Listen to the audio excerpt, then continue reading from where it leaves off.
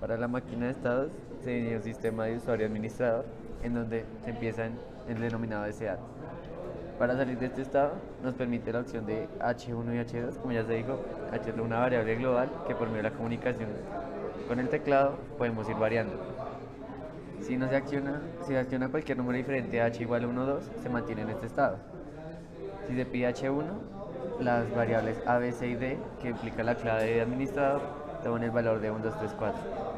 Y si se escoge 2, abre la posibilidad de desarrollar la propia clave, teniendo el 0 como un dígito no válido porque ese es el número que nos permite retornar en este estado. Cualquier número diferente a 0 nos deja avanzar al siguiente estado y de esta manera asignamos una clave de 4 dígitos. Se llega a un estado como un SS, el cual nos confirma que ya se declaró una clave y podemos seguir al siguiente paso, en donde vamos a configurar la clave de usuario. Para la clave de usuario tenemos las dos mismas posibilidades, una clave por defecto y una clave propia, con el mismo sistema, planteado por el movimiento de la variable h en 2 o en 1, llegando a un mismo estado común para seguir después de configurar la clave. Después de haber configurado las dos claves, se llega a un estado en el que la caja fuerte estaría cerrada y a la espera de ingresar las claves. Se da uno para empezar a digitarlas y de tal manera que para salir de este estado se tiene que confirmar si la variable h tomó el valor de A1. Si tomó cualquier valor diferente a A1 y A0, manda un estado de error, por el cual toca enviar un 1 para poder retornar a la caja fuerte cerrada y volver a intentar probar abrir la caja fuerte. De esta manera se hacen los 4 dígitos y en cualquier punto donde sea incorrecta la clave retorna a la caja cerrada pasando por el estado de error. En dado se llega a un estado de la caja abierta después de ingresar los dígitos de usuario, en el cual no puede decidir volverla a cerrarla después de su uso útil, o empezar a digitar la clave de administrador para poder llegar a un punto de cambiar las claves del sistema.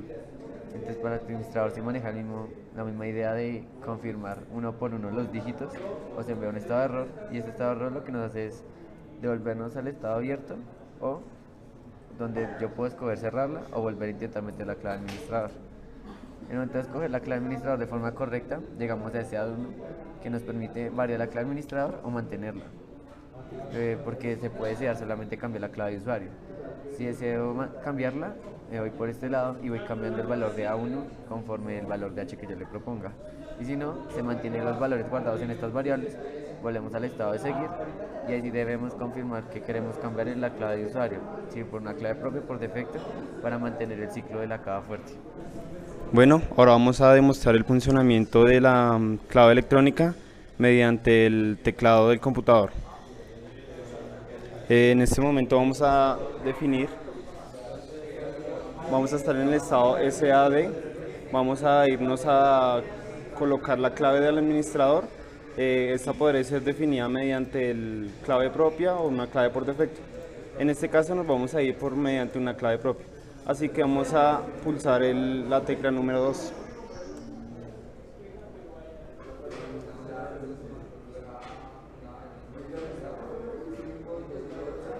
Bueno, aquí ya pasamos al estado SA1, el cual nos pide digitar el primer dígito de nuestra clave, que en este caso va a ser un 5.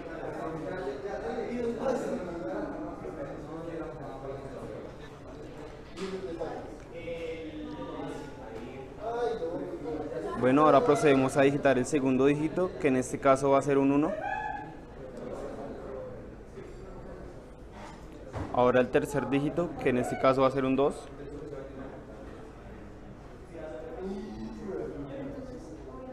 Y finalmente el último dígito, que va a ser un 4.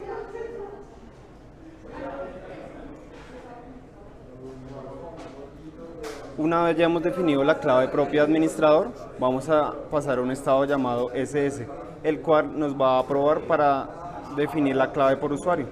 Para seguir, vamos a presionar la tecla número 1.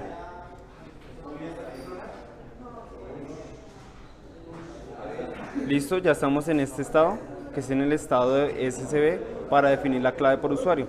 En este caso vamos a definir la clave por usuario por defecto, que va a ser 1, 2, 3, 4. Así que presionamos la tecla número 1.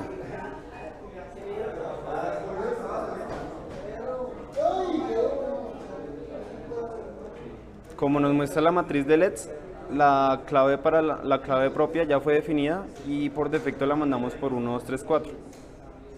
Ahora vamos a estar en este estado SS2, el cual nos va a permitir también o cerrar la clave o mantenernos en ese estado. Así que vamos a presionar el 1 para seguir al siguiente estado.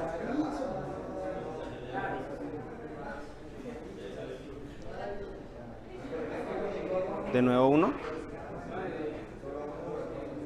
Listo. Aquí como nos muestra el mensaje, estamos en este estado de la caja fuerte cerrada. Para abrir la caja fuerte vamos a ingresar los 4 dígitos ya definidos por que en este caso fueron los definidos por el usuario, que fue 1, 2, 3 y 4. Vamos a pasar a digitar el primer dígito.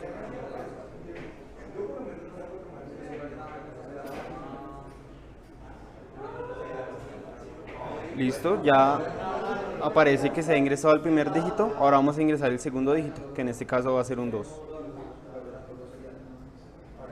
En este caso, si llegas a leer algún otro dígito que no corresponda a la clave definida anteriormente, vas a pasar un estado de ese error.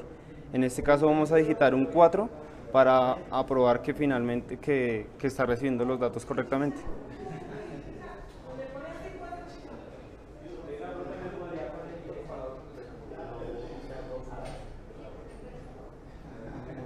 Como lo ven, nos va a aparecer un error, ya que teníamos que digitar nuestro tercer dígito y en este caso era el número 3. Para salir de este estado, vamos a presionar la tecla número 1 para volver a cerrar la caja fuerte y volver a digitar los 4 dígitos. Listo, ya salimos de este estado, nos volvemos a pasar al primer definición del primer.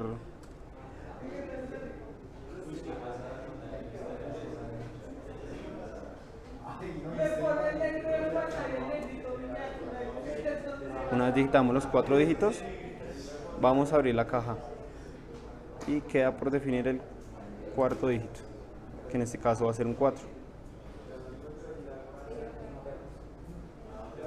Listo. Ahora pasamos a este estado que es SA. En este estado podremos volver a cerrar la caja o cambiar la clave de administrador. Pero para cambiar la clave de administrador tenemos que ingresar la clave definida anteriormente. Así que vamos a cambiar la clave del administrador, que en este caso vamos a presionar el botón número 2.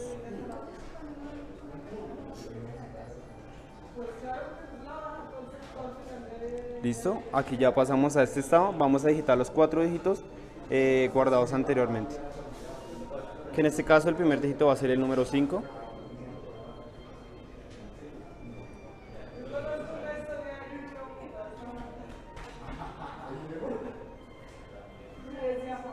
Ahora ingresamos el segundo dígito, que en este caso va a ser un 1.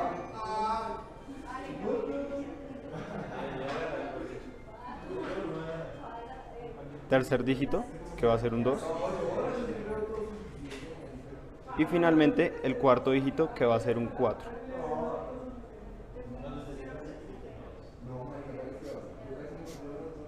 Listo, una vez hemos digitado los 4 dígitos y se han aprobado correctamente, vamos a pasar a un estado que se llama SAD1, el cual podremos mantener la clave de administrador que ya teníamos y pasar a definir la clave de usuario nuevamente o volver a ingresar una clave de administrador.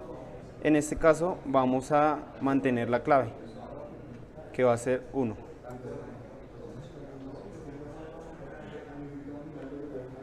Listo, ya hemos pasado aquí a este estado para volver a definir la clave del usuario, y este más o menos sería el funcionamiento de nuestra clave electrónica.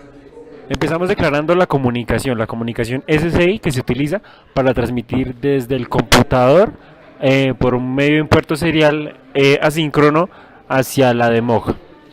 Entonces aquí declaramos sin paridad, 9600 baudios, con un bit de parada. Y bueno, aquí estamos ya los LEDs. Estos son los LEDs que nos van a indicar, junto con estos, nos van a indicar en qué estado nos encontramos. Entonces los LEDs de la DEMOQ. Listo, aquí ya tenemos la aclaración de variables globales. Estos son los estados de las dos máquinas de estado. y como vemos empezamos en estado administrador SAT. Esta es la función MCU inicializadora, que lo que hace es iniciar los puertos, inicia la comunicación y las salidas. Listo, aquí tenemos la interrupción con la que vamos a trabajar nosotros, que es la interrupción de recepción del SSI, que cuando recibe un dato, pues va a esta interrupción y aquí, como su nombre lo dice, pues limpiamos la bandera, recibimos el dato y lo guardamos, lo metemos en buffer y lo guardamos en H. H es una variable que se utiliza para recibir todos los datos, o sea, donde se va a guardar cualquier dato que recibamos va a estar ahí. Listo. Esto, direcciones del MAX 7219, con MAX 7219 es el módulo que utilizamos, el módulo que controla las matrices. Estas son algunas etiquetas útiles a la hora de enviar el dato. El MAX 7219 tiene un registro de 16 bits. Los primeros 8 los primeros 8 bits son las direcciones. Entonces estas son las direcciones que nos dice para modo decodificador, para la intensidad, para el límite de escaneo, y entre otros. Estos son para las columnas las filas a las que vamos a enviarle el dato, y ya los otros 8 bits son los datos que se envían. Listo.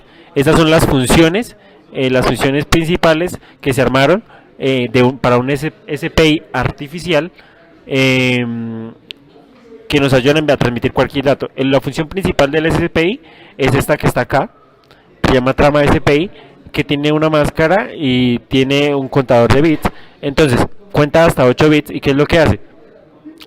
El SPI va a leer en los relojes, o sea, en los flancos de subida del reloj. Entonces, antes de eso, pues ponemos un pin en un estado lógico 0 o 1, dependiendo del dato, el bit que se esté enviando. Y entonces, como ves acá, entonces miramos, multiplicamos por ese valor, y si ese valor es mayor que 0, pues datos es menor, o sea, datos es low. Y si no, ponemos, si es mayor que 1 es porque pues es un 1 lógico, entonces ponemos datos en on, y si no, datos off.